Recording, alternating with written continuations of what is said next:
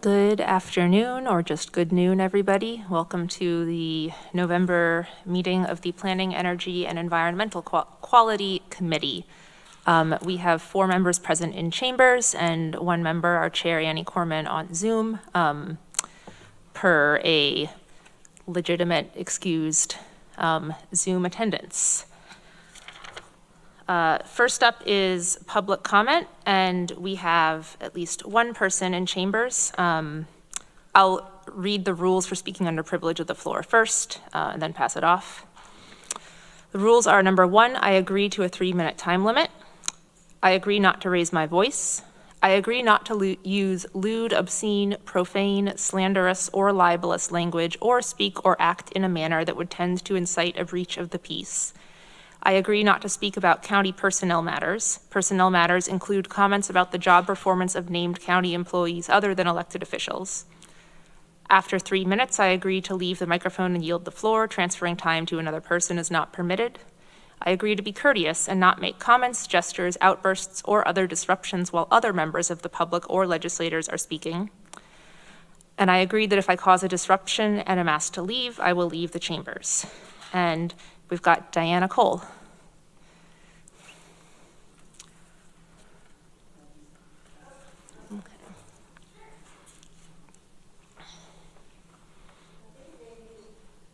You okay? Now we can, yes. Feel free to adjust the stand. Okay. I think most of you remember I was here in August, and Veronica, you had said something about following up, and I wrote you a couple emails, and I have not heard back. So I'm back again to see if I can do some prevention, number 1. And the issue is about having so many signs.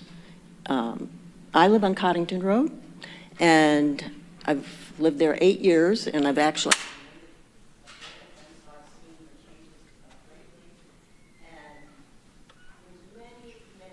Could you get a little closer to the mic? Is that good? Yeah, now I can hear it. Okay. So I live on Coddington Road for 8 years, and I'm a native Ithacan, so I've seen the changes here, and I'm so much into the beautiful nature here and cherish it. So environmentally very aware and wish to preserve our beauty here and our environment. And there's signs, especially in the last 2 years, going up over and over, all over the place, and you can see pictures of just a few places. Coddington Road itself has driveways all the way to Wilseyville, and then it has all these signs about driveways. That's just one example. Recently, I came up Hudson Street, and there's a brand new sign saying there, bikes must stay in the bike lane. Obviously, there's a thing for the bike lane, and you have to have a sign saying stay in the bike lane? I just don't understand. And I also wonder about the money that is being spent, but I'm more intentionally about the environment and preserving our beauty. So that's why I involved you, because in August I mentioned also that I had already gone to the highway director and also the town supervisor, and they could not give me any sort of avenues to go. So here I am, hoping that you'll join me in preserving our beauty and natural resources, and want to hear from you how I can go about being more effective in this. Any questions? We'll have to respond to you later per the agenda rules, but thank you. Back from you? I apologize for that. And I guess I can say the short version, I spoke with the highway director. The signs that you refer to are not county signs, they're state signs, so the county doesn't decide them. And there is 2 things. There's a rule book that's quite strict with the parameters of highway signs and where they can and can't be, the sizes they can be, the maximum amount that can be on a certain stretch of road, and they don't exceed that. And while I can't speak to all the individual signs, I think that each one is there for a reason, for the sake of traffic safety. And I can speak personally to the ones along the Burns Road and Weedmeyer Court signs. The turnoffs from 79 have been helpful to me as someone who is sometimes seeking a turn off that road and not that familiar, and it's dark and I have to slow down and I'm racking up impatient traffic behind me. The wayfinding does help. And I'm sorry for not responding to you sooner. I think that I was wishing I had something more productive to give you other than you can talk to the states about the specific signs.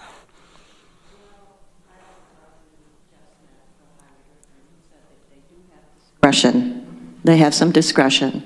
And also, like, some of the signs are in the city, so there's not just state. And so, because he did say that, he has some discretion. Jeff Smith did say more to me. Let's follow up after the meeting, if you... I have to actually go to another appointment, but if you could email me, I would be glad to meet with you. Sure, thank you. Do we have anyone else for privilege of the floor? All right, moving along, changes to the agenda.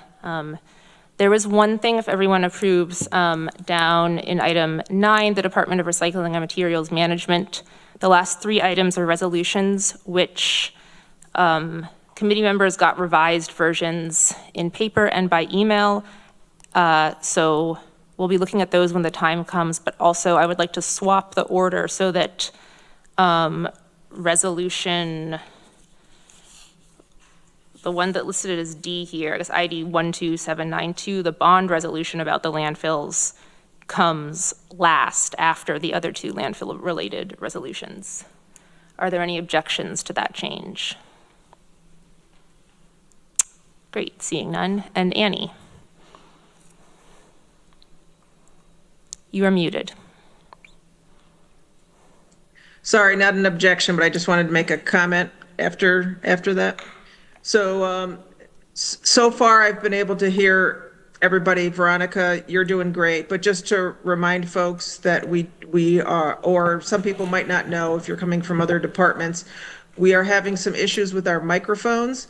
So it's especially hard to hear on Zoom some of the time. They're going to be fixed hopefully next week, but you have to start out robustly and speak close to the mic and speak very robustly the whole time. And so again, so please think about that while you're talking, so that I'll be able to hear it and it'll show up on the recording. So thanks a lot, and thanks Veronica for chairing the meeting from there as I'm recovering from surgery. Thank you, Annie. Yeah, thank you for that reminder. In chambers, we often literally can hear each other even if the mics are not picking us up, but if the mic's not picking you up and sounding like it, it really does not carry to the people on Zoom or the people watching the YouTube recording. Any other changes to the agenda? Annie, is that your same old hand? Okay. Next up, we have minutes approval from the meeting of October 15th, 2024. Amanda moves the minutes, Randy seconds. Any amendments or changes to the minutes? Let's have a vote. I'll go Zoom first and then go around the room. They'll all be roll call votes today. Annie? Yes. Amanda? Yes. Randy? Yes. Greg? Yes. And I'm a yes. That is unanimous.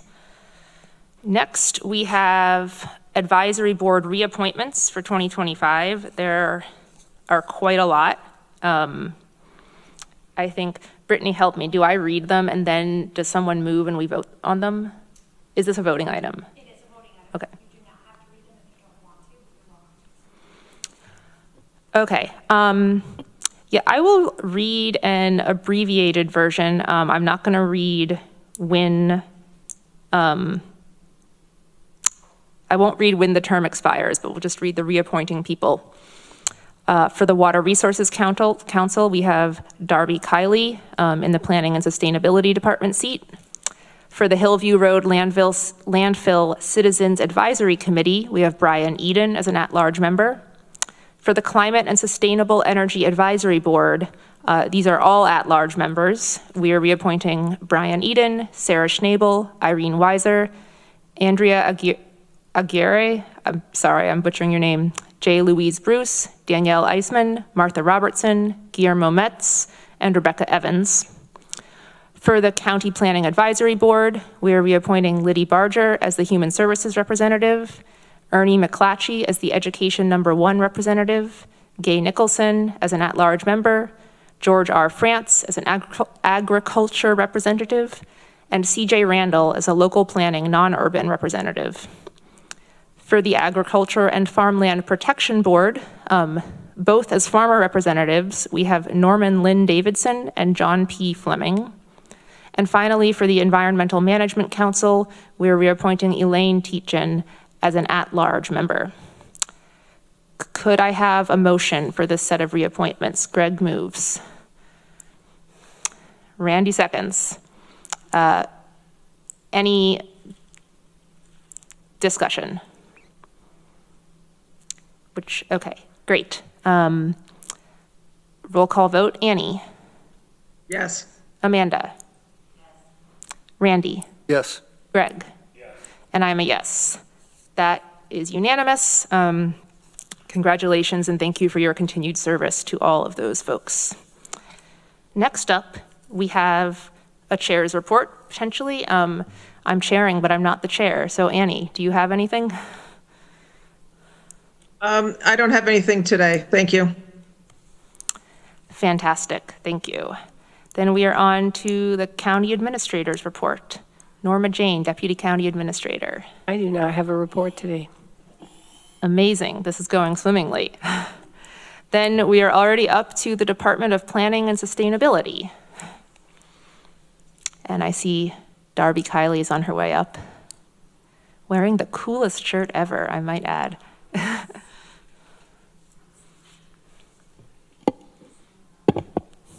Hello, I supplied you guys with a 2.5-page memo because I'm going to cover a lot in a very short amount of time, although I feel like we just got half an hour back. Yeah. No, we didn't, Greg says. Okay. No, we got this. We got this. There is a lot going on in the water world in terms of some state initiatives and local initiatives. And I'm going to just try to keep clicking through. Yeah. Okay, I got it. So I'm going to go over a few. Again, it's all in the memo. So if you have any questions, feel free to follow up with me. I'm just going to adding this map just to remind ourselves of what all of our watersheds are here in Tompkins County. Many of those drain to Cayuga Lake, but as you may be well aware, in Groton, especially the village of Groton, and that purplish color is the Owasco Lake Inlet. So that drains up to Owasco Lake. So not to forget, we do have a second Finger Lake represented here in Tompkins County. And then there's that dotted line for the drainage between what flows north into the Finger Lakes and up into Lake Ontario, and then what drains south to the Susquehanna River and to Chesapeake Bay. So, keep in mind, we do have some of that Chesapeake Bay watershed. There's been some regulations on that watershed for a number of years that Soil and Water has been working a lot to implement and move forward. But let's first bring up the strategic plan that you guys we just adopted this year. And in the priority area of the climate mitigation resiliency, there are 3 priority actions, I think they're called, that include water items, so reducing flooding, improving habitat corridors, improving water quality to reduce sediment and phosphorus, and combating impacts of drought and improve water supply resiliency. Just so I try to keep those in mind and the work that I do for the county. Starting with the total maximum daily load, and Greg might recognize this fine vessel out here on Cuga Lake. So the south end of Cuga Lake, and I'll show a map of this on the next slide, was listed for an impairment of phosphorus, so too much phosphorus in the lake, on the southern end of the lake, causing too much algae to grow. That dates back to 2002. In 2021, so a few years later, the DEC released a draft total maximum daily load for phosphorus. A number of groups, including the Water Resources Council and some others, submitted comments on that, and then a final draft of that, or final version of that, came out in 2024. I have a much longer presentation on this, but I'm going to slim it down to 2 or 3 slides. But the overall impact for our area is that there's a reduction of 30% of phosphorus load. That's the target, reducing that load going into the south end of Cuga Lake and the entire watershed. So just to show how tiny, so the southern end is just that red tip, the southern tip of the lake, and the lake is divided into 4 different sections because they have different classifications. Again, I can talk about this forever with any of you if you want to talk about it, but just so you know, some total maximum daily load, some TMDLs are targeted for smaller water bodies. This one is approaching the whole watershed. Agriculture is a big component of the TMDL, and it is the language in the document focuses in on 2 of the programs that the DEC administers and has some regulation over, regulation being the CAFOs, those concentrated animal feeding operations. They all have to have a speedies permit to operate. And then the AEM, the Agricultural Environmental Management Program, is voluntary, and our Soil and Water Conservation District do a lot to implement best management practices on farms through that program. And just to highlight that there has been some new funding that has recently come out in the 2025 budget. Back in April, the governor announced $1.2 million that helps build capacity for the soil and water conservation districts to run the AEM programs. And that I just saw a job announcement through Cuga County Soil and Water, so I think that's the funding that'll be coming through that program. And then just a couple months ago, the $42 million was allocated for the Eastern Finger Lakes watersheds. We're still waiting to hear how that's going to actually be implemented through those watersheds and through soil and water. We don't have a lot of details on that yet. I am just relaying that there is a TMDL. If you want to know a lot more about it, there are some presentations that are planned for mostly December and one in January. The upcoming one, I think I have a link in the memo. The Cuga Lake Watershed Network, co-sponsor with the Cuga Lake Watershed Intermunicipal Organization, are having their fall community conversation, and they're having not only Tony Prestigiacomo from the DEC, who is kind of the author and really is working to implement the TMDL, but then some other researchers will be at that event if people are interested. Yeah. I was so impressed that Dave Matthews was going to I know, right? He's singing and going to talk about data. Yeah, it's pretty cool. And then there are some other opportunities there. So if you have any questions about some of those meetings, if you want to attend them or have the Zoom links, let me know. I know Annie gets the CWIO, Cuga Lake Watershed Intermunicipal Organization, links for that. So that's a TMDL. Now we're going to jump to wetlands. Dating back 50 years now, the state has had wetlands regulations. I'm not going to go into those because they've changed. In 2022, there are amendments to the Freshwater Wetlands Act, and what's coming up in 2025, so in just a month and a half, there will be new maps, and the maps that DEC had been using that date back to the 70s and 80s are really inaccurate. And the new maps are not going to be jurisdictional. So if you had a wetland on a map before, on the DEC map, it was like you have to stay out of it, that's jurisdictional. These new maps are going to be informational. We don't quite know what they look like and what that means yet. So stay tuned. And then there's a new category of wetlands called wetlands of unusual importance, and they're going to be regulated. And what are those? There's 11 different things that encompass wetlands of unusual importance. So there's a lot going on there. They're trying to define those as best they can, so it is really easy for them to make determinations on what is a wetland and what is not. I think the biggest question that's going to come up is someone's going to say, is there a wetland on my property? So an owner is going to need to contact the Bureau of Ecosystem Health in Albany for a jurisdictional determination. So they're going to have mostly mapping software that they're going to be able to look at and say it is or is not a wetland, and they have 90 days to make that determination. And then once a property has a negative determination, that stands for 5 years. So, if in January you just say, hey, I want to know if there's a wetland on my property, that's good for 5 years. There's going to be a lot of slowdown potentially in permitting for just kind of any activity because people are going to have to go through this process that is new. There's a lot going on there. Let me just finish by saying we have been in contact with DEC to do some outreach. They have an outreach coordinator who's focused just on these wetlands. So when they have their regulations finalized, they will, I've said we have this group, we have the Water Resources Council, other groups that we invite them to come attend and let us know how they're going to implement this.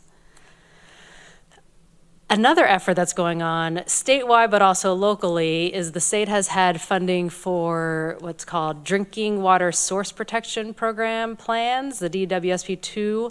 The water purveyor City of Ithaca has finished theirs 2 years ago. And they have begun implementation already. Cornell is drafting theirs, it's under state review, and Bolton Point is working on theirs as well. And then the towns have done some of these town-wide drinking water source protection plans. So a lot going on with drinking water protection. And one follow-up that we have done is from the City of Ithaca. They use a 6 Mile Creek as their drinking water source, and one of the recommendations in their plan was to address sediment and erosion control. So we applied for a non-ag, non-point source planning grant, which you guys approved. The funding is $75,000. So we'll be looking at areas of erosion, where can there be stream stabilization, that kind of thing, and also look at areas that we can hold back floodwaters to reduce flood risk in the city. So that any day now, I expect to execute a contract from the state, and then we can be moving forward with hiring a consultant for that work. And the other big thing that I included in the memo is about the Owasco Lake watershed rules and regs. We've been tracking this process since 2017.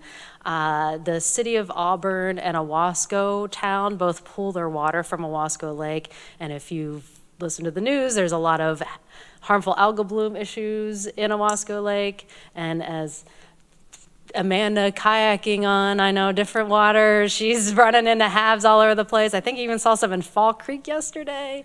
I don't know what was in the water.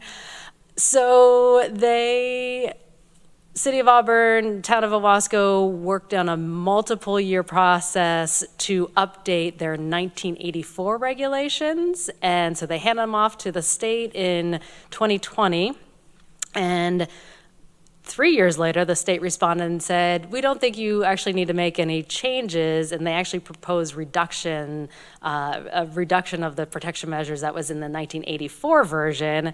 And so that was in 2023, and then in just July 2024, the Department of Health, State Department of Health said, actually, we determined that no amendments are needed to any of them, and the potable water in Owasco Lake is totally fine for the foreseeable future.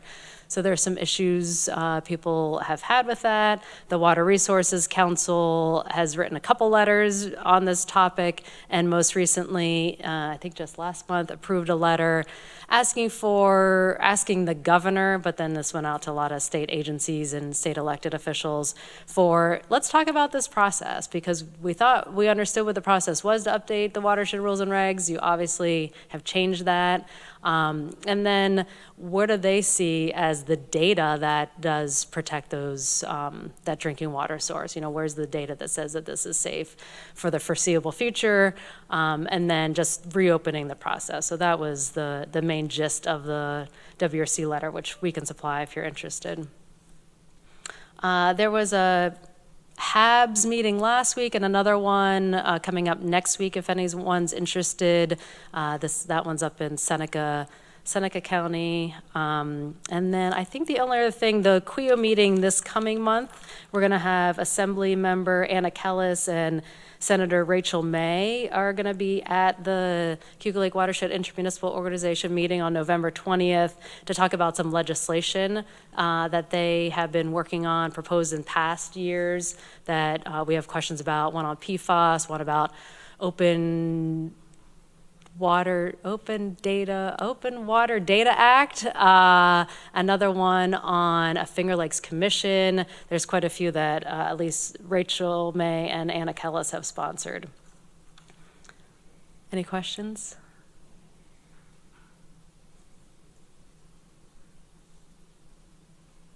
No, none? Randy? Thank you. In your map, you showed that the most stressed area is the southern part of Cuba Lake. What's driving that? Why is that portion of lake the most stressed? Yeah, some of that is based on what the classification of the lake is. So the southern end is what's called Class A, so it could be used as a drinking water source, and so it has some numbers and regulations associated with that. And back in 2002, it was identified that there was excessive algal growth, so weeds and the slimes and just algae in general. And that was before we were really talking about harmful algal blooms. But that put it onto this list, this 303D list that's required of states through the Clean Water Act. And once they did that, then they determined that they needed to come up with this total maximum daily load. But I will say the northern end is the very tip of the northern end of the lake is what's called a Class B water body, and so that has lower regulations. The phosphorus levels and the algae levels are actually higher up there, but it just has different numbers that it has to qualify because it's not a potential drinking water source, right? Yeah. Does lake source cooling, I know when they first did lake source cooling, when they put that in a couple decades ago, Yeah. phosphorus was like one of the number issues for people. Is Cornell in their draft that they're focused on, are they going to address that? Or? Yeah, so all the wastewater treatment facilities and Cornell, because they all have speedies permits, they all have limits on how much phosphorus they can put into the lake. I mean, to understand lake source cooling, it actually pulls water from the lake and puts it back in a different place. So, it is the same lake phosphorus. But, so they all have permit limits. They're not required through this TMDL to reduce their limits, other than the Village of Freeville actually does have a reduction target. But it also means for Cornell that they're kind of at capacity with their facility. So it's, I don't know, we'll just call it 6.4 pounds of phosphorus per day or something. So they can't go over that. So as they add more buildings that require lake source cooling to their campus, they actually have to do other phosphorus reduction measures in the watershed. So that's how DEC is holding them to their current phosphorus limits. Whereas like the Ithaca Area Wastewater Treatment Facility, they have a permit limit that they don't even hit right now. And so they don't have to do any extra things to reduce their phosphorus. Yeah, thanks. Annie? Thank you for this update, Darby, and thanks for presenting to the Planning Advisory Board. So it's so much information, I'm trying to digest it still. So a couple questions. So you mentioned Cornell adding more buildings. So are they going to be taking more water from the lake and putting it back, do you know? Or are they limited on what they can take? Correct. They're limited on what they can take. Yeah, it's been a while since that permit came out that did give them this phosphorus offset requirement. I can look into that and answer more clearly, or ask some folks at Cornell to help explain that better. Okay, and I know our legislative chair, Dan Klein, is organizing a trip up to Cornell. So maybe you can be invited to that. I know Katie was in the email, so maybe you can, I'm sure you'd be really interested to tag along with us on that. Okay, great, thanks. Just to see their facilities for that. So let's see, I'll try and pick out just a couple of my questions.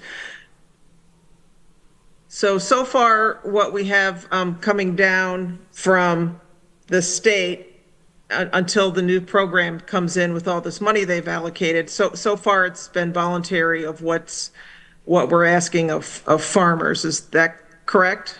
Correct, yes. Yeah, I mean, the Okay. larger farms with the CAFOs, they do have permits and they have requirements. And so that's one side of it. And then the rest of it, any other farm that's smaller will have just the voluntary programs. And Soil and Water is working very hard to implement the best management practices on farms.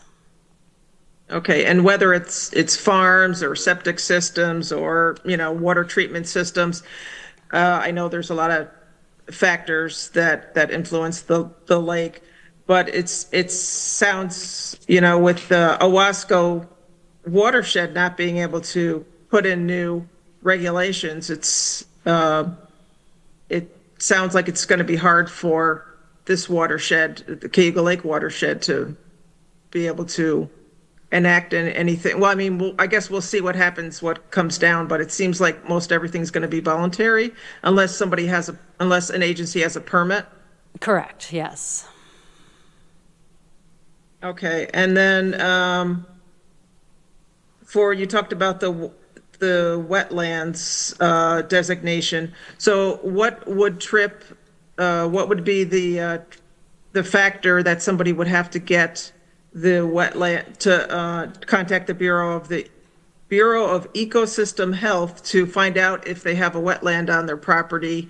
What kind of development would make that have to be, and would that be part also, I guess a two-part, would that be part of the permitting through the local municipality when you're doing some development or something like that? Correct. Yeah, I think there's one thought that it could be any building permit, any land disturbance that anyone is doing would require a jurisdictional determination, because if you do just move ahead with a project and it turns out that there was a wetland on the site that you would have needed a permit for, then there'll be some follow-up, fines or that kind of thing. So it's in folks' best interest, but I'm anxious to see what DEC's messaging is on this. If there is some local review that could be done to kind of preempt, or for someone to be able to move forward. I mean, I'm worried about the person who comes in and they want to put a 10 by 10 shed. Actually, that doesn't even need a building permit, but whatever. A bigger shed, they're adding onto their garage. 10 by 12. Right, 10 by 12, that's it. It has to be over 120 square feet.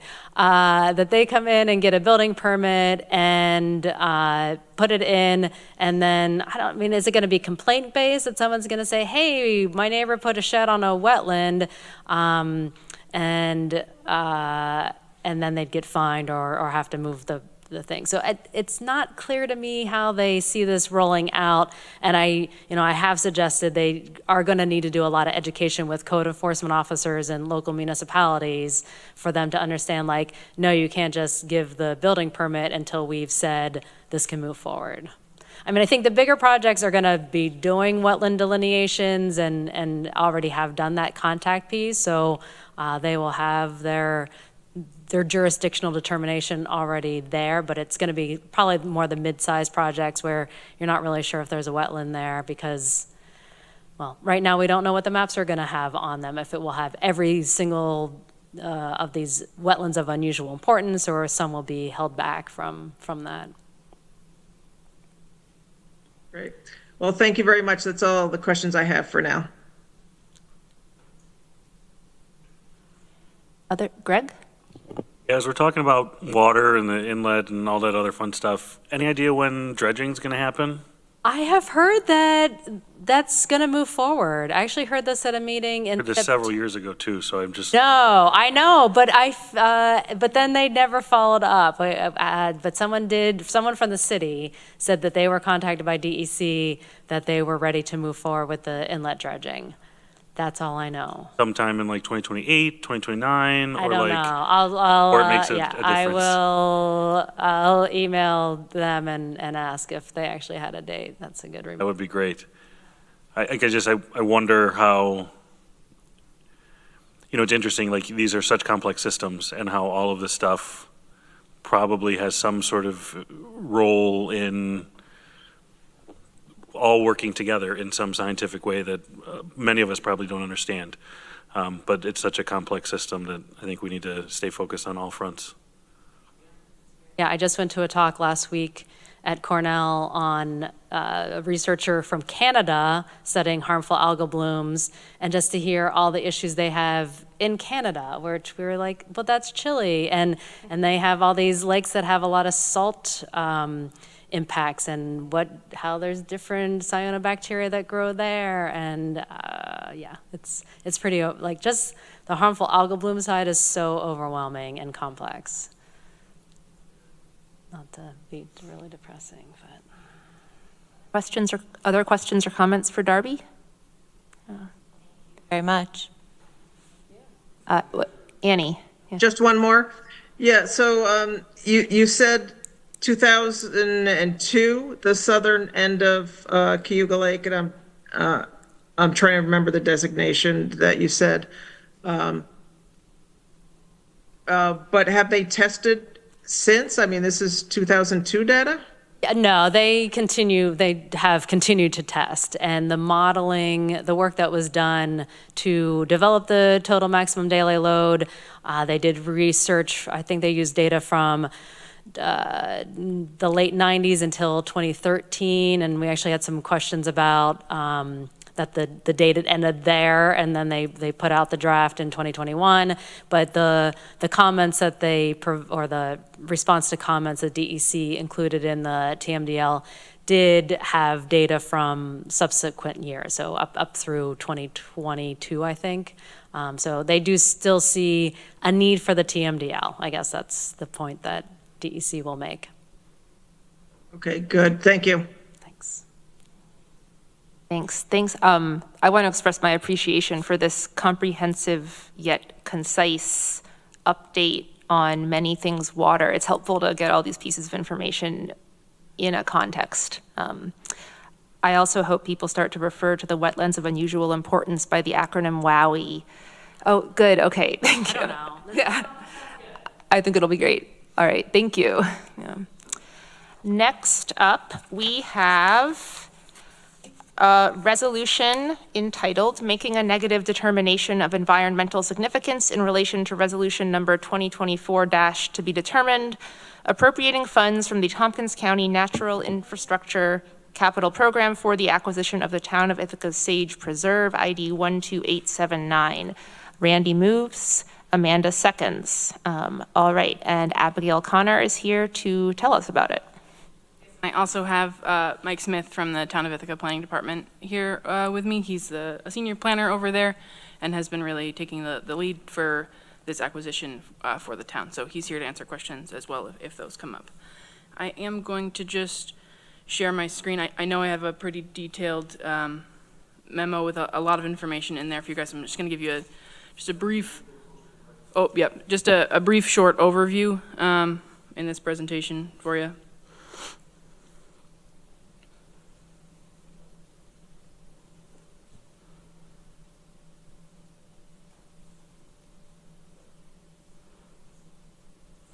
Okay, so this is a natural infrastructure capital program request. This is for a project the town of Ithaca is working on that they are calling the Sage Preserve acquisition.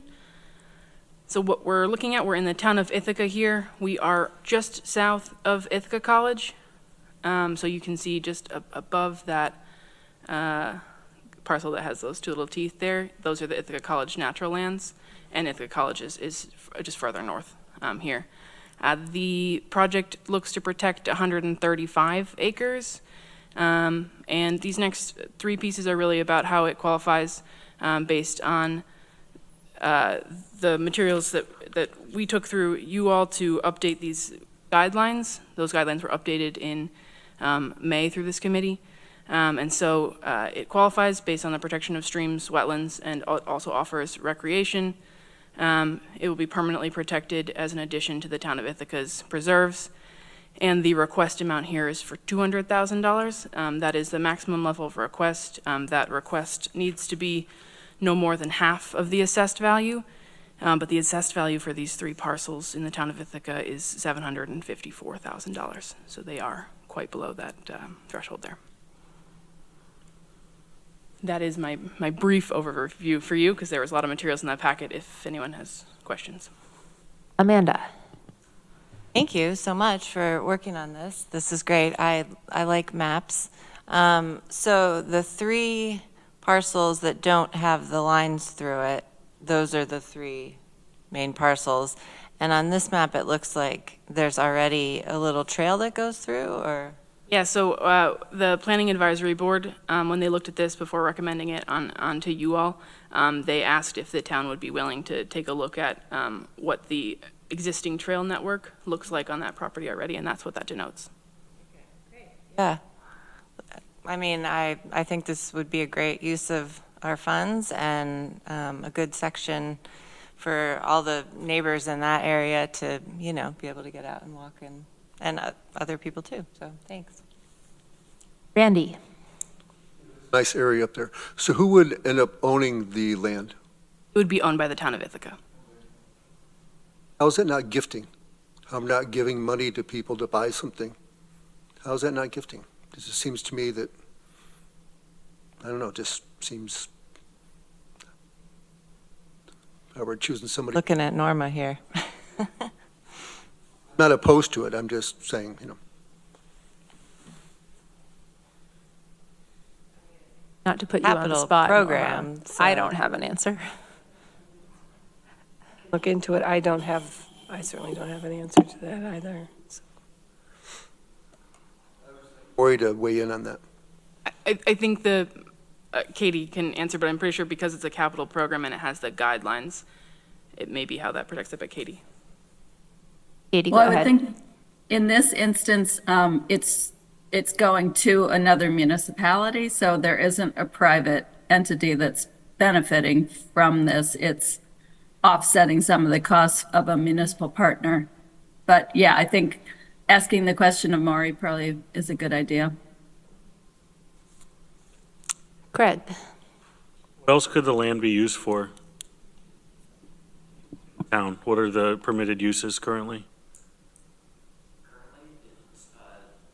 Zoned low-density or medium-density residential, the different parcels, so it's mostly residential, like you see a lot of the subdivisions on the different sides of it.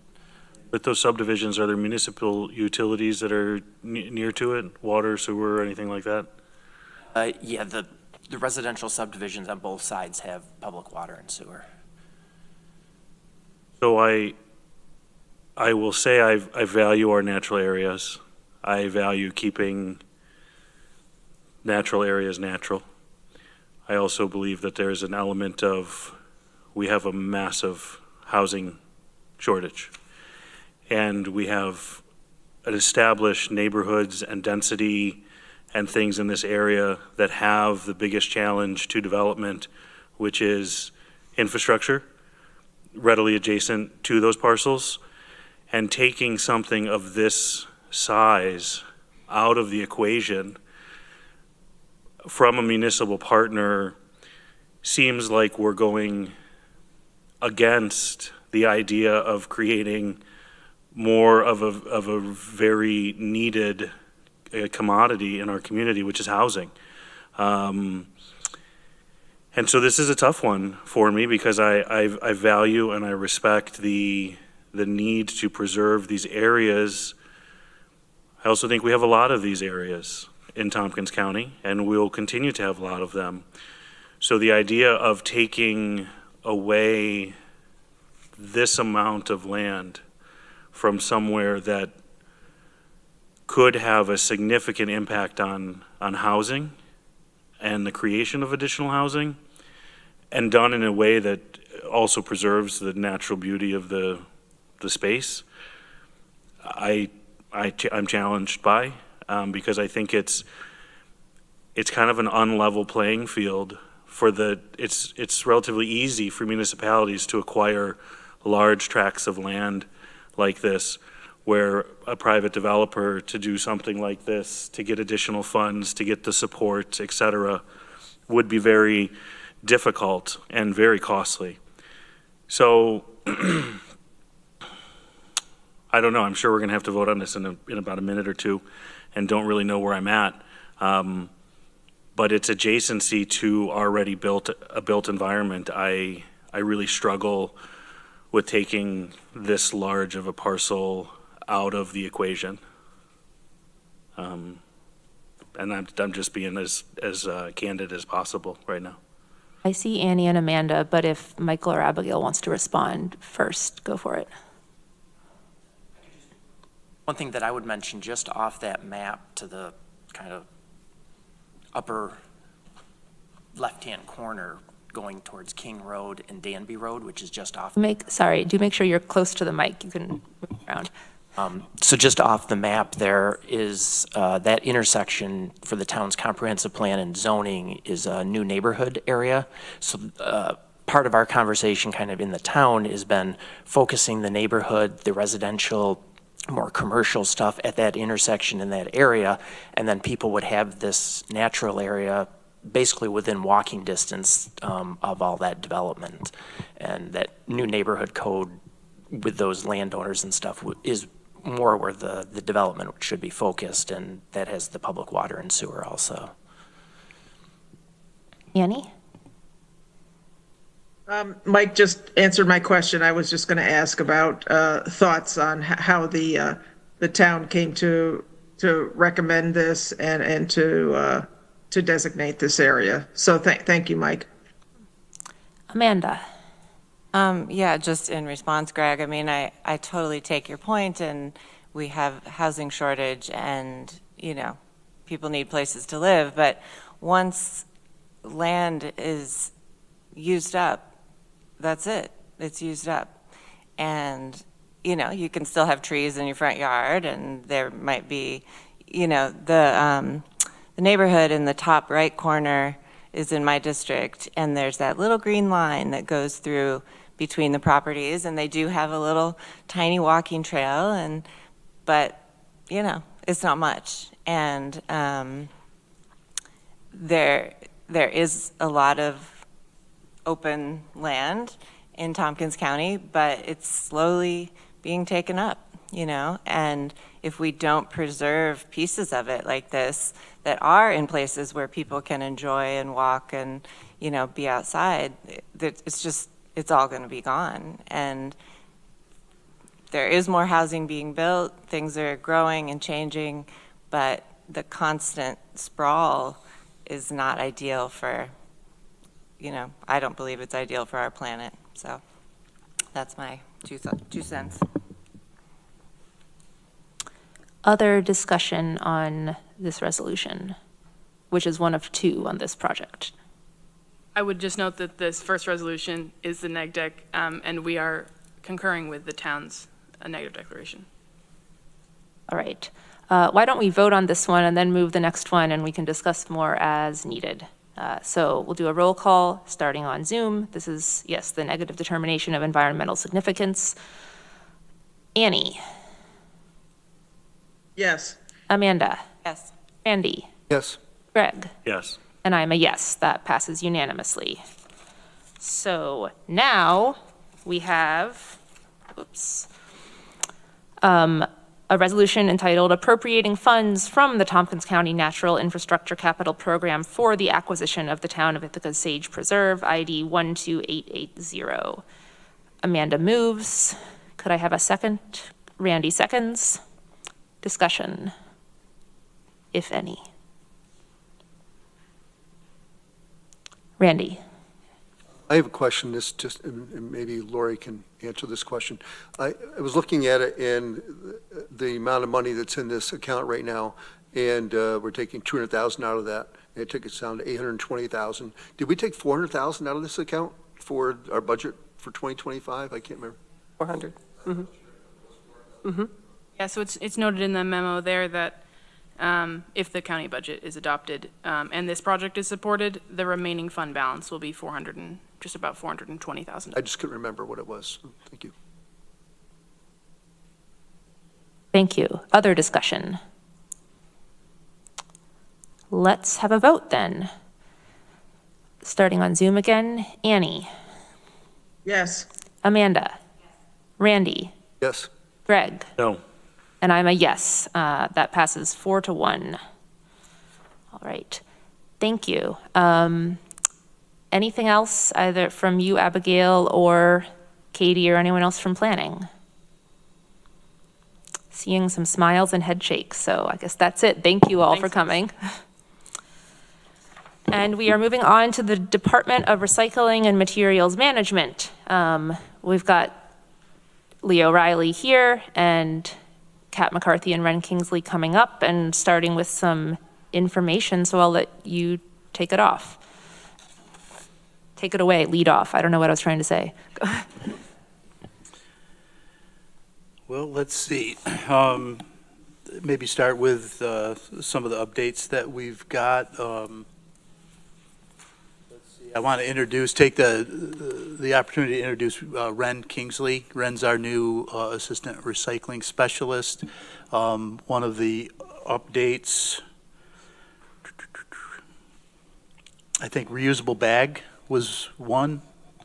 If you want to just speak to that, so a brief overview of what exactly it is we're talking about with the reusable bags. Hi, everybody. It's really great to be at these peak meetings for the first time, so thank you for having me. Since I started in August, I've been taking over slowly the reusable bag distribution program. And so since August, we've distributed 3,750 bags as of the end of October to 25 different locations across Tompkins County, and 14 of these new distribution sites are new to the program, so we've expanded our reach, which is really excellent.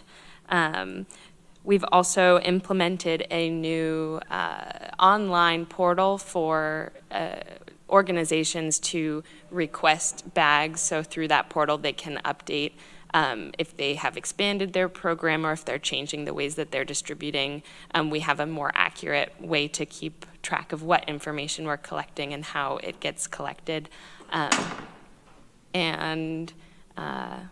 Yeah, so that's an online form. Hopefully that is easy and will get rolled out. And it's working so far, so that's good. Let's see, and then we've also allocated 200 bags for the year for our office to distribute at tabling events that we've had to engage consumers on, because the bags that we're distributing are made out of recycled content, so we're able to use them as like a talking point and to bring people in and talk about reuse as an element of, the work that we do. Yeah, is there anything else to add to the reusable bag program updates? I think you've just been focusing more on the education and outreach with the distribution to the partner sites. So again, these are the reusable bags that we buy as a result of the deposit money. When you come to the store, you don't have a reusable bag, you pay for it. A portion of those proceeds come back, or a portion of those monies come back to the department to distribute more bags. And so as education and outreach, encouraging people to reuse and bring their bag back. Yeah, and so we've been engaging those sites too in questions of like getting feedback from them about how many people are reusing their bags, so starting to track bags, yeah. Amanda, and then Annie. Yeah, I was just going to say that we all went to the Ontario County landfill a couple weeks ago, and one of the questions that I think Veronica and I and Dan were talking to the woman who was telling us all the information, but I asked about plastic bags because that has been a thing for me. And she said the difference since the plastic bag ban went into effect is like night and day for them, and that they just don't have them clogging up their machines, and it's just like they do, you know, there's still some around, but it's just not what it was. And that actually the paper bags are significantly better because they can be recycled, and people do recycle them, and you can have it's entered now a cycle of cardboard and paper bags, and it goes back to cardboard, and then it goes back to paper bags, and it's like it's a circle now instead of just, you know, using something and throw it away. And it was just very validating to hear that after the years of trying to get that ban in place, and, you know, all the arguments that we heard in those days about how paper bags use so much more resources, but actually they can, you know, they're bringing down the amount of resources that we're consuming. So just throwing that in there, and this program is great, and thank you for keeping it going and getting those reusable bags out to people who need them. Thank you for sharing that. Annie. Thanks for the update, Ren. And so I had a question. So it sounds like there is a portal that's live now on the Recycling and Materials Management website. I'll have to look it up. So is that for new organizations or entities to request bags, the recycled bags? It is, yes, and it's currently not yet up on the website, but there are plans to put it on the website.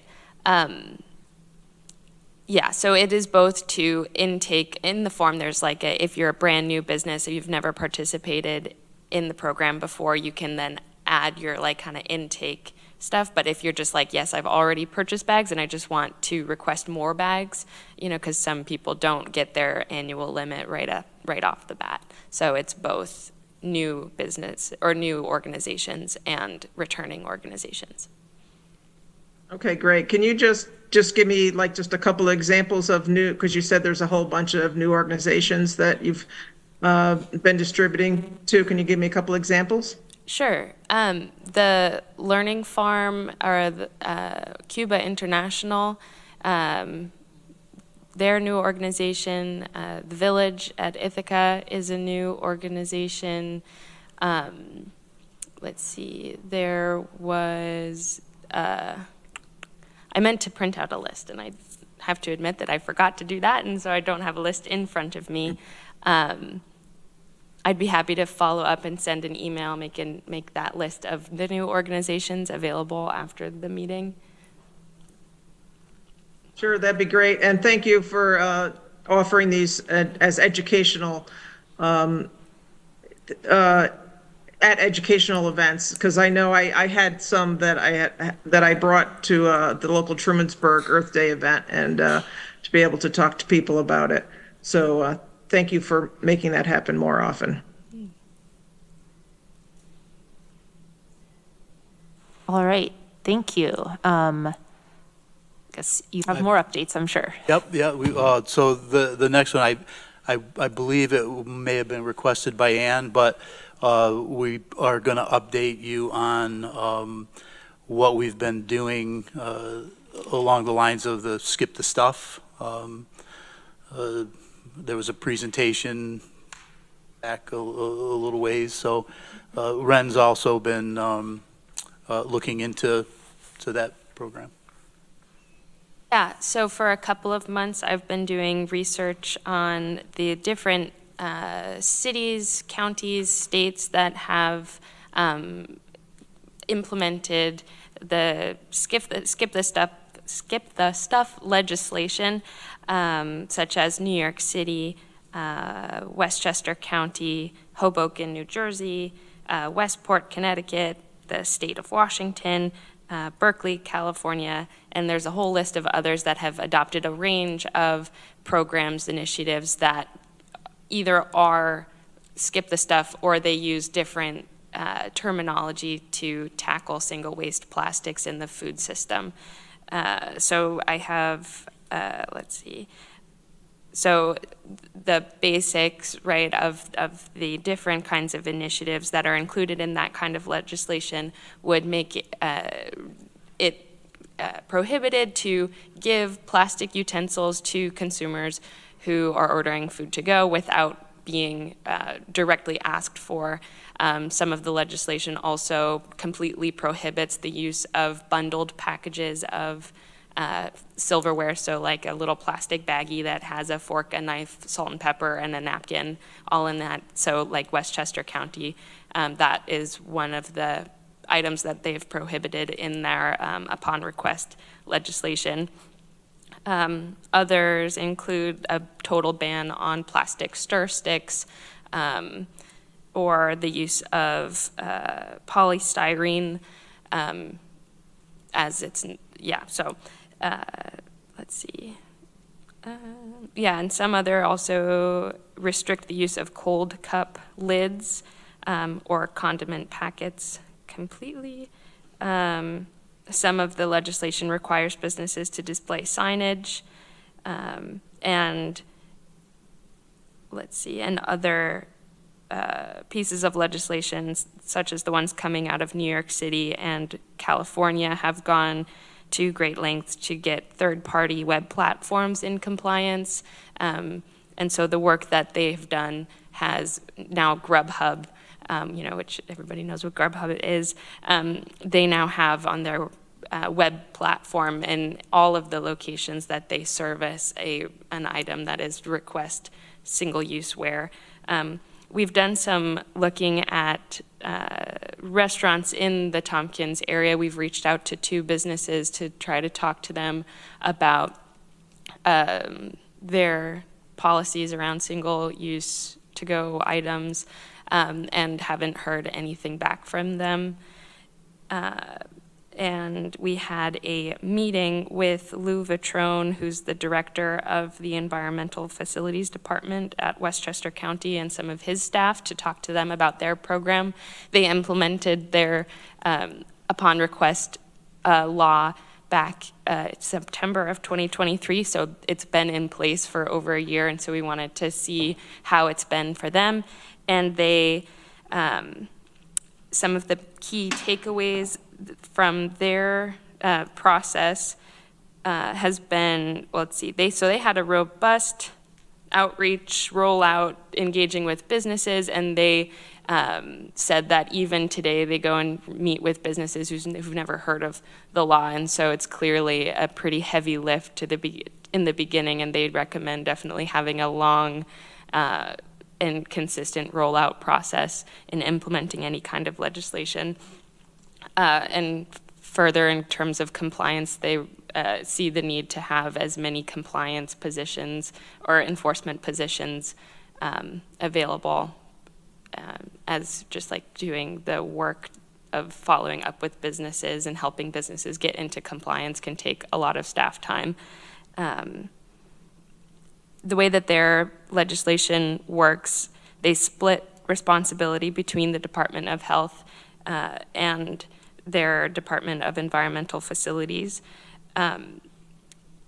Since the Department of Health has a list of businesses that they're currently working with, the enforcement of that law is just tacked on to the bottom of the work that they're currently doing, where with the Department of Environmental Facilities, they then work with all of the rest of the restaurants that are not included in the health department. So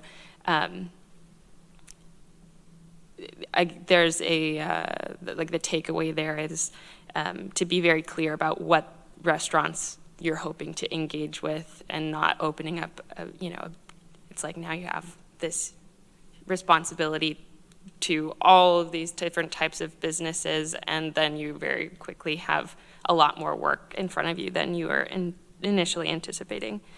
Let's see, so I think that's... So I can just jump in and say that, you know, the research so far to date has been really helpful in understanding a little bit more about how these are structured and kind of what the pros and cons are. We do still want to gather some more information. I know when we presented about this back, I think it was in the summer, we had expressed that we are interested in understanding a little bit more about the benefits and the costs, both for the businesses as well as for the municipality.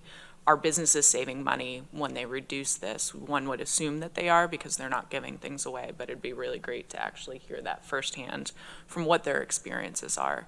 And then also understanding a little bit more about what the impact of oversight, enforcement, outreach, all of that might look like. So looking ahead, we're going to continue to do a little more research on this. We do have, I think we mentioned prior to this, our Rebusiness Partners program, and that's a program that's designed to help businesses and organizations practice the 4 Rs. So it's a great opportunity to connect with a couple local businesses and see, you know, what does it look like when they try implementing it? What challenges might they have? What support might they need? You know, what successes are there? And so that'll be in the next steps. We are working on our program plans for 2025, so we will be looking at kind of where that fits in and the timing of any sort of next steps with that. You look like you want to add something as well. No, not at all. Okay. Thank you. I guess any questions on any of those updates? Annie? Yeah, I just want to add, say that I really appreciate all the work that everyone has done on researching this and talking with us and other municipalities about this.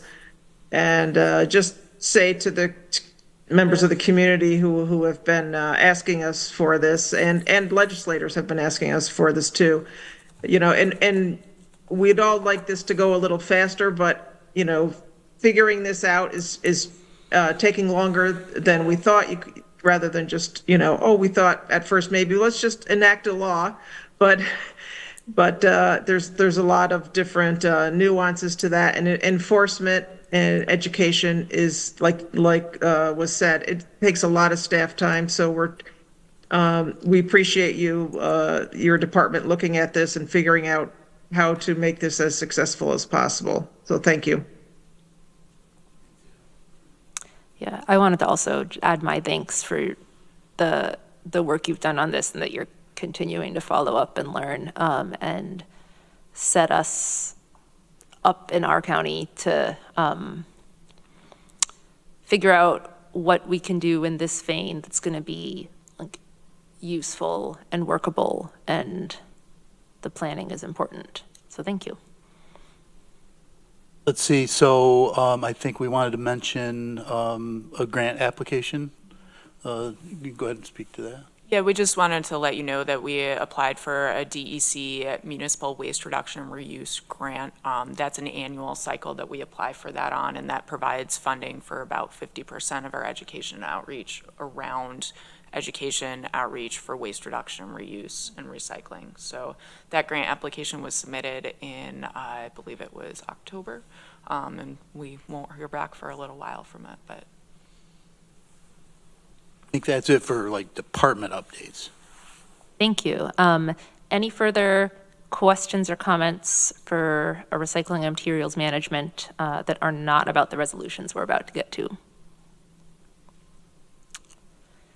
Seeing none, let's consider the resolution establishing a unit charge for the 2025 solid waste annual fee, ID 12893. Randy moves, Amanda seconds, and Leo, would you like to speak to this?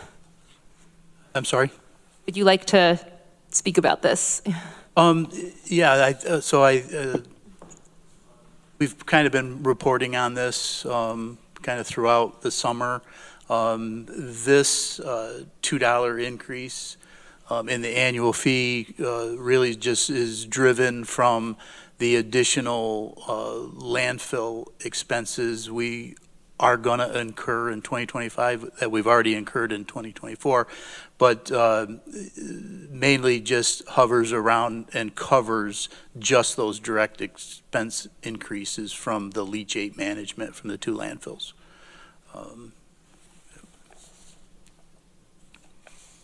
Thank you. And you'll see, looking at the resolution, the fee per billing unit increase of $2 is straightforward, and most of the rest of this is outlining what is and isn't a billing unit. And I also notice after the work done, earlier this year, last year, I don't remember, negotiating with the colleges, that they have their own section with their own specific fees for the year laid out, now that there's a protocol for that.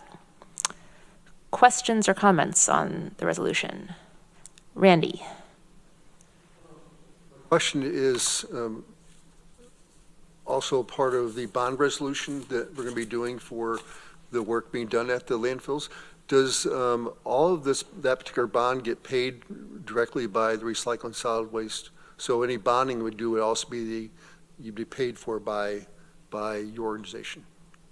Yes. Yes. Greg? Yeah, thanks, Leo. In your budget, are you using any of your fund balance this year to offset operations? It was budgeted, 2024 budget included the use of some fund balance. How about, 2025? 2025, we also included the use of fund balance. I did there because I figured you were going to ask that question. Sorry, I want to say 200,000. Yeah.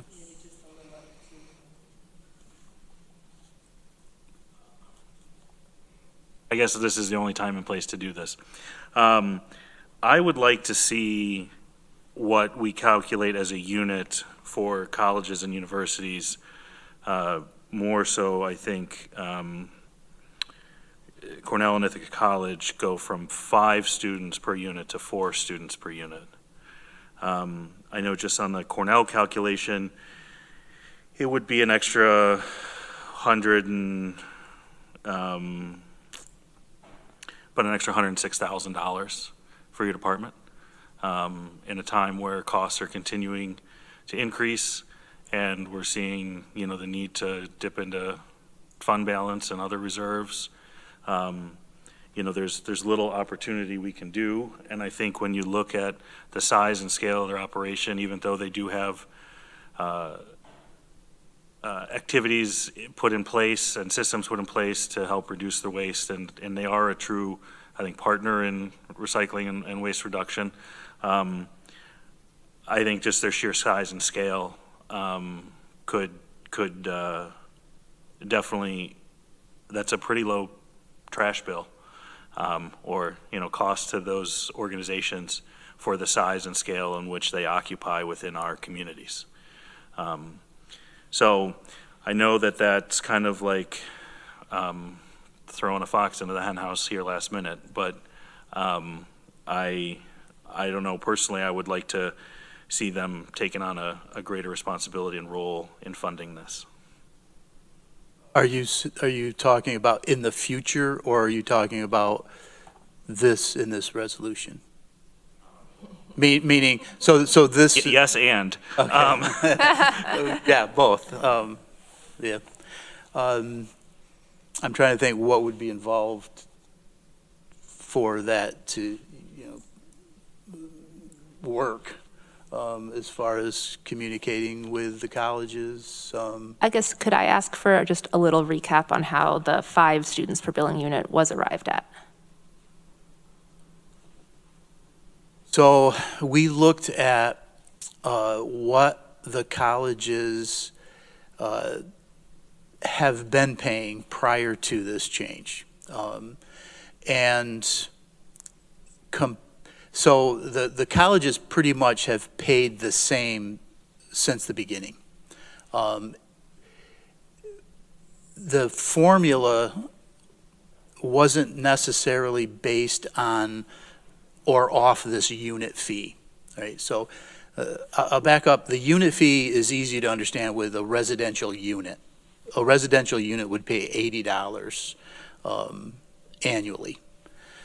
The colleges and universities were calculated under a different formula, and it had to do with the amount of trash they were creating, the amount of recycling they were recycling, and I don't have the math or the formula to that. It's just calculated differently. So it more or less worked off their volumes. Some years their volumes might increase. Over the past few years, especially with COVID, with light weighting issues with recyclables, recycling volumes have dropped. So in a sense, colleges and universities didn't see any increases over the whole period. Whereas residential units, commercial properties, did see an increase because their formulas were directly connected to this unit fee. So when we looked at this, and I know there was certainly Greg and Randy were on that committee looking at this, we wanted to be able to see an increase for the colleges and universities, and we wanted the mechanism to work off from the unit fee to be fair. So if it increased for a resident, it increases for the college and universities. I'm not sure what else to say, but that's what changed. So going forward, we're going to see increases as long as now student enrollment is also a component and a driver of that formula. So if that was to decrease, we could see a decrease in their contributions. But with that said, their volumes should be decreasing as well. So I mean, I think it makes sense. Amanda, go ahead. Randy, did you have your hand up? Okay. Well, I was just gonna follow up, like, I guess, so how did 5 students become a unit? Yeah.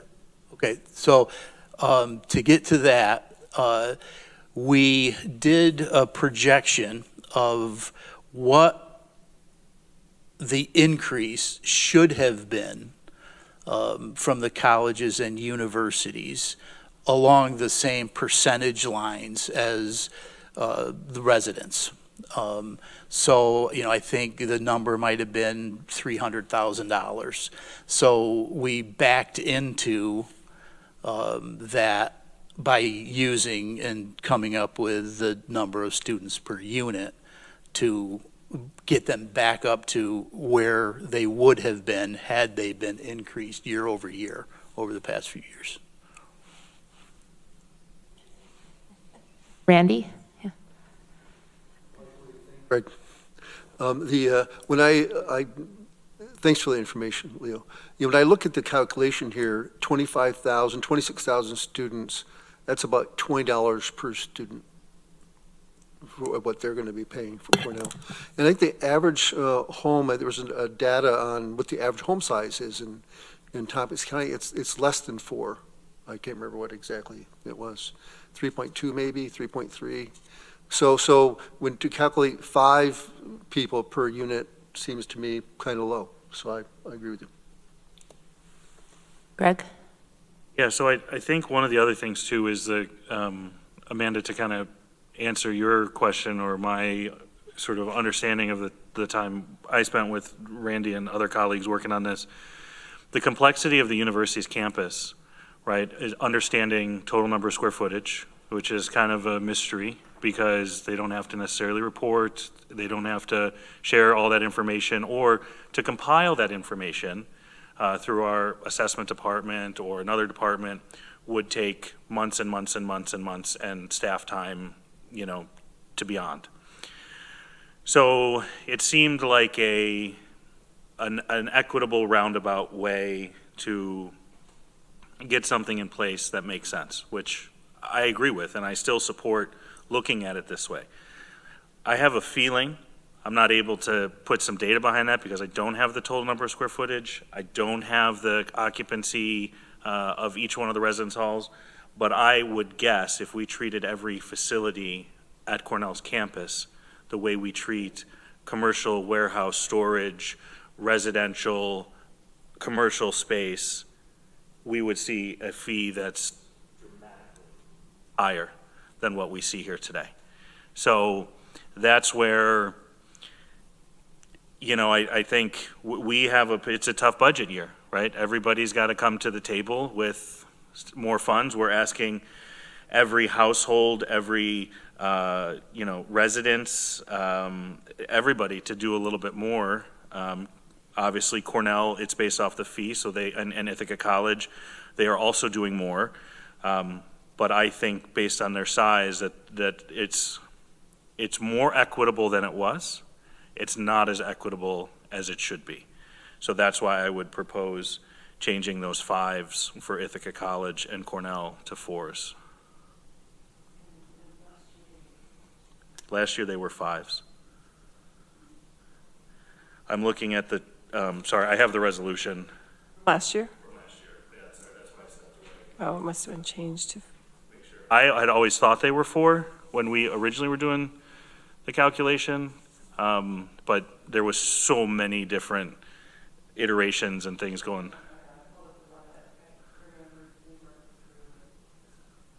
Yeah. So I guess I would like to make a formal motion that on packet page 44, page 2 of the resolution, lines 1 and 2, it's Cornell 25,898. That 5 be replaced with a 4 that comes between the total student enrollment and the dollar amount they're paying. And for Ithaca College, that 5 under students per unit goes to 4, and that those calculations to the right be reflective of 4 multiplied by 82. Are you seconding? Okay. And if I may just a little bit, the reason why I don't believe that TC3 and BOCES should be impacted is just because of the nature of those operations, the challenges that we've seen at TC3, you know, that they're working through around enrollment and their current infrastructure and capacity with residence halls, having some vacancies and other things like that. That's why I would leave those alone and just address our 2 4-year institutions in this process.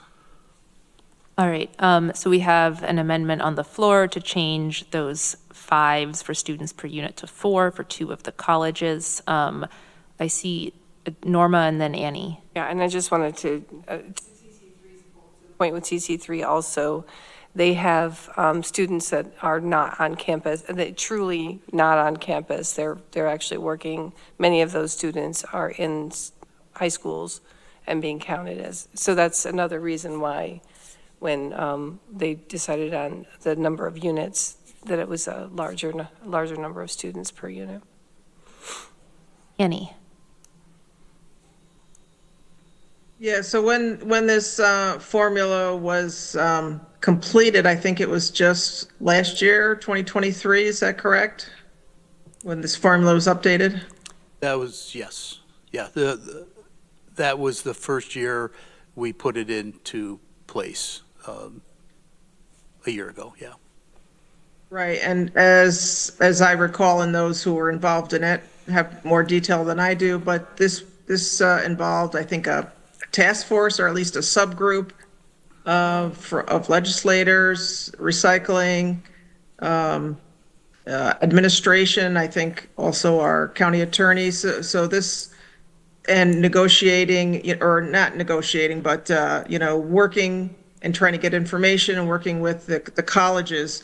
So if there wasn't a built-in escalator, I would maybe be supporting this, but there is a built-in escalator because when the residence goes up then their relevant fee also goes up. So I wouldn't want to change it just here sitting at one meeting. I would want to go back to the drawing table and give them time. I remember that the colleges came to speak with us, and I know there was outreach to them also through the group that was working on it. I wouldn't support it at this time. Thank you. Greg? Yeah, I think there's this interesting concept, and I appreciate your thoughts. We raise the fees on everyone across the county in the course of one meeting. I mean, we're going to do it on Tuesday when we pass a levy, right? This is how we decide things. In my opinion, it's at a meeting. We're the decision makers. And I think this idea, and I know that, but I've heard it from others, this concept that like we negotiated with the colleges.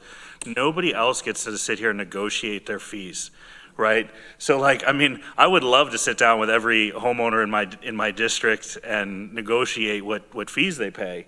And I guess we give this sort of deference to our educational partners and institution within the community, but we don't need to do that. And they get a lot of benefit from the community, and we have a lot of benefit because they are here. But I think that this is a reasonable, this isn't changing the formula dramatically. This is just saying, hey, we need a little bit more, because there's some things on the horizon, I think, with solid waste and material handling that is probably going to cost quite a bit of money. And there's programs that we want to do to make a bigger impact, and this is the way that we can do that. So that's why I propose it, and that's why I'll continue to push this type of progress through.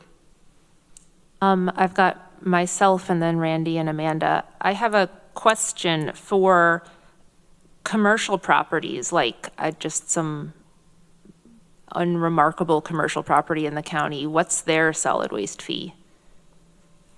That's based off from square footage. Okay, would they fall under the like G, all other property classes here? Yes. Okay. And then I'm less familiar with Ithaca College, but I think like Greg said, Cornell has, it's got its like student-focused, student-driven academic operations, and then it's got also quite a lot of both administration above that and like business incubators and research institutions and things. And are any of those, like is any of that aspect of Cornell paying solid waste fees according to the square footage, or is the entire, any Cornell-owned property, is all of it, the total solid waste fee, any of it is assessed, is the number I'm looking at here on page 44, line 1? I would have to check to see if there's any off-campus properties that would fall under the square footage. I'm not aware that there is, but I don't know that for sure. Okay, thank you. Did I say Randy and then Amanda? I think. All right, Randy and then Amanda. Norma, Greg, and I were on that committee that looked at these things, and we chose the number of students as something we could actually count, right? It's something that we knew. The square footage, as Greg said, is much greater than that. I just think that when I look at what other people are paying in families, and it's an increase of another $2, that the number of per unit seems more fair to me, so that's why I'll vote for it. Amanda. Yeah, good question, Veronica. That made me think of like the Lab of Ornithology, the Botanical Gardens, like that have visitors, that people are coming. I mean, you just said like you based it on students, but there's tons of people who work there who are making trash every day. Okay, two other thoughts. So based on what you were saying, Leo, so there didn't used to be a formula, and it didn't really sound like that increased on a yearly basis. Is that correct? Yes, so there was a formula that utilized their volumes of waste and recycling. I wish I was a little familiar with it, but it was based off their volumes. But so did it? It might have increased on a yearly basis based on the volume. Recent years, it decreased. There was contributing factors in that formula that were what I'll describe as antiquated cost factors that the county had in this formula that contributed to the outcome. So when those dropped down, even though other costs in the department were increasing, what sort of spurred this was, I think it was the 2023 budget season where we were taking a look at the solid waste fee, and we were having this debate over no increase or some increase, and then it's like, wait, colleges and universities are actually paying less this next year than previous years, but we're taking it up on everybody else. So that's when the equation was brought to light, because it was a significant decrease that year that we looked at it. Also based on prior to the recycling waste management, it was all about landfills, how to support the landfills, and so once it never got changed after that. So it was years and years and years of exactly the same calculation without taking into consideration the expansion in programs that had taken place at the recycling waste management. So that's kind of the reason behind it. Speaking of landfills, some of us were just at the landfill, and for me personally, regardless of how many students there are or how many people are in your household, or it doesn't really matter. We're running out of landfill space, period.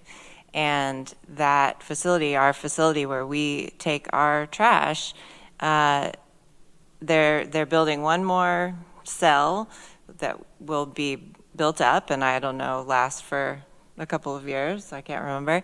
But after that, that's it. And we're going to be looking for somewhere else to take our trash. And that's our responsibility as a government entity, but people who are making the trash need to know that they're making trash, and they need to pay for it. And the costs are only going to go up from here for years. Annie, and then I'll take a quick turn. Yeah, so I just want to confirm, as we raise the residential, or as we're looking at raising the residential fees from here on, that also raises all other fees. So the colleges, if they keep the same enrollment, they are seeing an increase. Is that correct? Yes. Okay, so I just wanted to make sure that there was a built-in escalator whenever we raise rates. We often talk about just raising the residential one, but we're raising all of them across the board as we do that to share the costs. Thank you. Yep. Yeah, everything drives off that unit fee. It affects everyone that pays an annual fee. Yep. Clarify, the square foot charges for those that pay by square foot are also calculated from the annual fee somehow? Yes. And those are increasing, okay. I'll take a turn, and then Randy. I wasn't there for the negotiations either, but I'm curious, was it offered, or did it ever seem potentially at all reasonable to the colleges to calculate their fee based on some sort of attempt to consider dorms as multi-unit residences and gyms and warehouse places as recreation and warehouse places, and everything else as all other buildings? Of course, this does mean that they would have to report their square footage. But I'm curious, is that something that could have at all been done? And if you have any sense of how that like, how the fee that they would pay under that, like, let's pretend all the college buildings are like everyone else's buildings, like how that might shake out. Understanding that if you won't share the square footage of your buildings, then you don't Well, get that. I guess I would look to see if anybody recalls that. I know there was a couple meetings prior to me coming in, but I don't recall an awful lot of conversation on that at that point. And I don't know if, it almost seems as though there was a lot of challenges with really understanding the square feet up there, and it may have to do with assessment because they're not necessarily on the tax rolls, right? So this fee goes through J. Franklin at assessment. So that square footage works through him as far as the properties that are listed as commercial. So I'm kind of assuming that Jay doesn't have the square footage of Cornell properties. Told that it would take about a year from a part-time position to try to part out all of what's going on up there, as assessment would need to do based on how they have information on other similar property types. That's my best recollection. That's the way I remember it as well. It would have been a tremendous amount of work for them to go, and there's no reason, it would be the only reason that they were doing that work would be for solid waste. Well, thank you. Randy? We looked at this, we looked at the solid waste fee over time when we first started this process. And homeowners saw an increase of over 50% in a 12-year period. In Cornell was 12 over the same time. And so even with this, they just aren't reaching the percentage increase that is been put on homeowners. And the other part of that was the amount of actual recycling that was being done by students, and that group of folks wasn't as equal or as good as homeowners, if I've understood that correctly. So part of this is an incentive to do more recycling. So that's why I'm going to vote for it. All right, are we ready to vote on the amendment? I'll start on Zoom again. And as a reminder, this is changing the 5 students per unit to 4 for the Cornell and Ithaca College, and updating the dollar amounts accordingly. Annie? No. Amanda? Yes. Randy? Yes. Greg? Yes. And I'm a yes. That passes 4-1. So now we're back to the original resolution with that amendment in place. Any further discussion? Love to see it. All right, let's vote on the original resolution, the amended resolution. Annie? No. Amanda? Yes. Randy? Yes. Greg? Yes. And I'm a yes. That passes 4-1. All right, thank you all. Thank you. And now I believe you've got this trio of all landfill-related, more directly resolutions. First up, I hope I have this in the right order, but we've got the revised version of making a negative determination of environmental significance in relation to Hillview Road landfill leachate infrastructure improvements, ID 12825. Randy moves. Greg seconds. Leo, would you like to kick this off? Interesting project for us, for sure. I hadn't been involved with an awful lot of this in the past, so certainly learned quite a bit from it, just even trying to coordinate with the bond attorney and the other resolution that this is, the whole routing of everything. But Lori was helpful, Norma was helpful, Joan at planning was helpful, and reached out and talked to a lot of people. So, yeah. Thank you. Are we ready to vote? Randy? All the work to put these, a lot of stuff going on in here, so I was curious who did all the work. Our department coordinated the EAF forms, the short form seeker. We worked with Barton and LaJudas on that. Our department initially drafted the negative determination resolutions. Again, Joan from planning helped us through that. And then we had to figure out tying it into the bond resolution, which we have a bond attorney. So finance was involved, the bond attorney was involved. There was some revisions made by the bond attorney. So it was pretty much a large group effort, I would say. How long would you bond this for? That project is 2025 through 2029. We have expenses in 3 years, 2025, 26, and 27. Yep. Other discussion? All right, let's have a vote on this neg deck resolution. Annie? Yes. Amanda?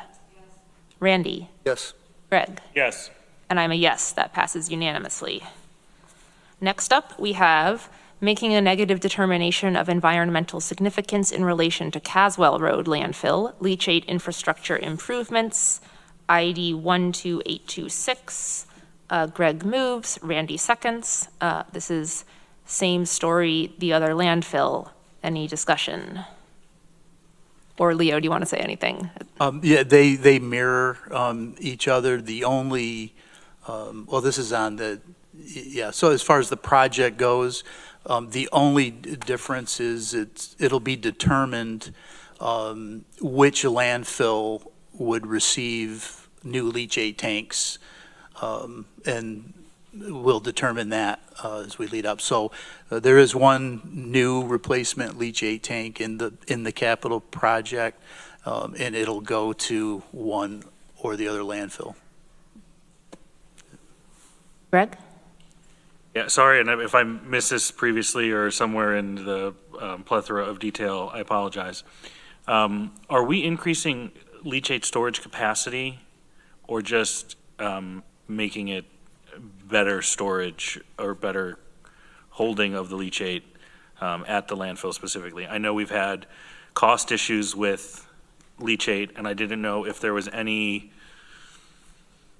I don't want to say gamesmanship, right? Play the market, whatever you want to call it, of if we hold some back and then we send it when it's low, or is it a fixed price? We're just kind of stuck into it for a year. I vaguely have some details in my mind, but I didn't know how the storage capacity was being impacted. Well, we have, again, one replacement tank budgeted for 2027.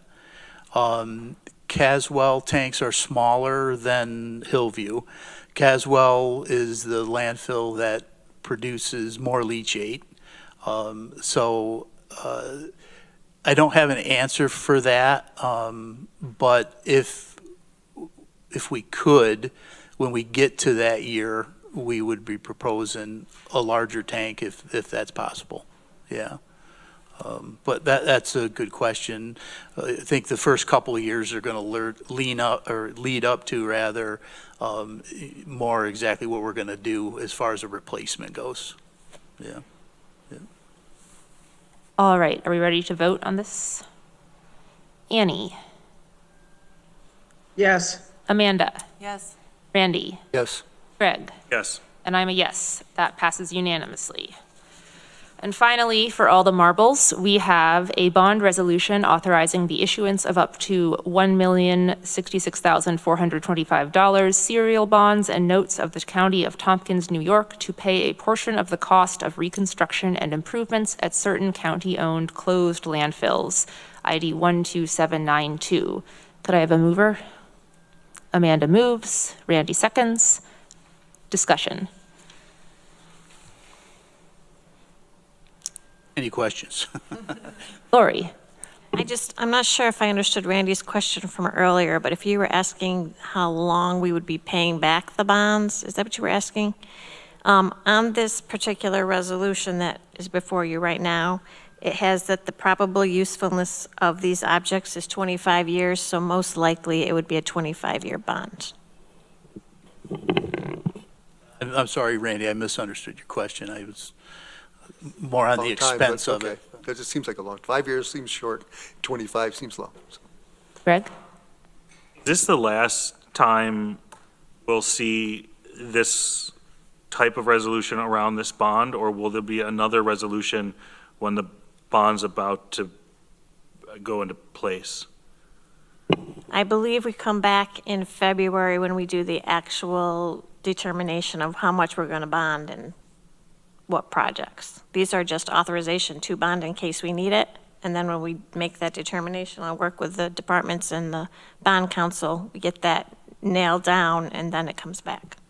One of the things I think I'd like to see, and I don't know if we see this, because again, I'd feel like each year kind of blurs together, is if we're doing these for 25 years, what's the borrowing cost to bond something like this? And I think what Randy's maybe getting at, does capital make more sense than bonding if it's 25 and we're going to pay, $1.5 million back? Or I mean, I don't know. I guess that's kind of where my head's at as well on some of these bond issues. Yeah, okay, so our bond fiscal advisors assist us through all that, so we can certainly give you all that information, because that helps us determine what we're bonding and for how long. So certainly we'll share that when we have that. Yeah, that would be great. Thank you. I appreciate it. Annie? Thanks. Pardon me. On line 18 of the resolution, it says resolved on recommendation of the Facilities and Infrastructure and then BCP. I'm wondering if this was just an old form, because recycling used to report to Facilities and Infrastructure. I wonder if that needs to be changed to peak. Yeah, the updated version that we have here, it does say peak and budget. Oh, okay. Thank you. Yes, should have been clear, we moved, hopefully this was the mover's intention to move the revised version. Right, yeah, sorry, I have that in email, but I was looking at the agenda one. Thank you. All good. Any other discussion? All right, let's vote on the bond resolution. Annie? Yes. Amanda? Yes. Randy? Yes. Greg? Yes. And I'm a yes. That passes unanimously. Thank you. Recycling and materials management folks, anything else for us? No, thank you. That's plenty. That was excellent. Thank you all. We're now on to committee members' reports. Do any committee members have reports? Amanda? I'll just say, for those who did not go to the landfill, if you have a chance, you should go. They were great. They were a great host.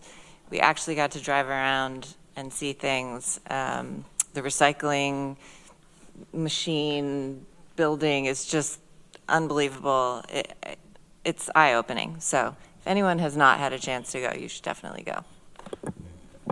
And thank you for getting that set up for us. Yeah, you're welcome. I'm glad you could make it, and we can look in the future to set something else up. We still have a couple people at our department that I would have liked to have gotten out there just to let them see it too. So. Amanda loves a good chance to trash talk. Yeah. Hey. Yeah. We had a lot of trash talk. Totally, it's good. Randy? I'd just like to talk about Agricultural and Farmland Protection Board a little bit. They've been doing a lot of work on solar laws and how various municipalities can deal with that, and how the IDA kind of sets pilot agreements.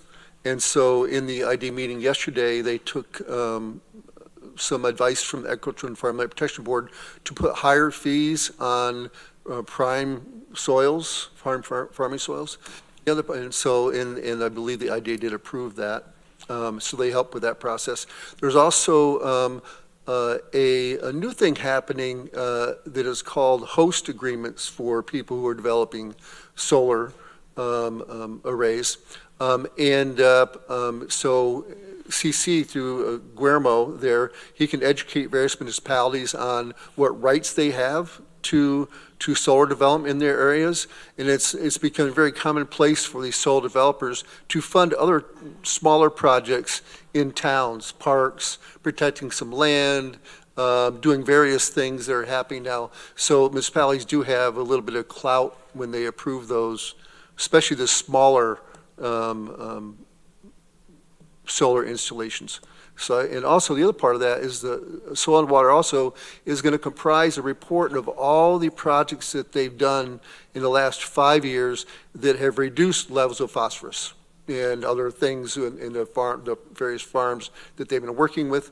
And you'll see a lot of reports on how they're doing that, how they're collecting rainwater, and how to stop runoff from farms, and even to the amount of they're tracking the amount of phosphorus actually that is going from farms into the water system. So that report should be coming out in early next year. So. Amazing. Thank you, Randy, for all those updates. Annie. Yeah, I just want to add to what Randy was saying because as I'm a member of the IDA, the Industrial Development Agency, we met yesterday, and the topic to increase the abatements for subprime agricultural land was brought up, but we're going to vote on it next month. But we just brought it up for discussion yesterday. But I'm pretty sure. Well, I hope it'll pass next month. But thank you for the input from the Ag and Farm Board on that. Thank you. Any other committee member updates? Seeing none, can I have a motion to adjourn? I like motions, but I know. Okay. Annie moves. Amanda seconds. All in favor of adjourning. Hooray, we're adjourned. Thank you all. Thank you.